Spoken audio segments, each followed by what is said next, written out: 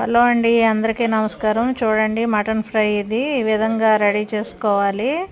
చూడండి, కారం వేసిన తర్వాత బాగా మటన్ నీరు ఇంకిన తర్వాత మళ్ళీ ఆ మటన్ నీరు బాగా మగ్గిపోయిన తర్వాత సగం పైనే మటన్ కుక్ అయిపోతుంది. అప్పుడు కారం వేసుకుని ఈ విధంగా కలుపుకోవాలి.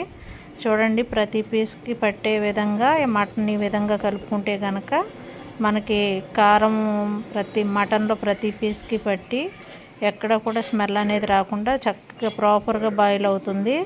చూడండి, ఎంత నీట్గా ఉడుకుతూ చక్కగా ఉంది చూడడానికి కూడా. ఫుల్ వీడియో కావాల్సి వస్తే కనుక ఒకసారి చూడాలనుకుంటే నా ఛానల్లో అప్లోడ్ చేస్తాను. Please watch.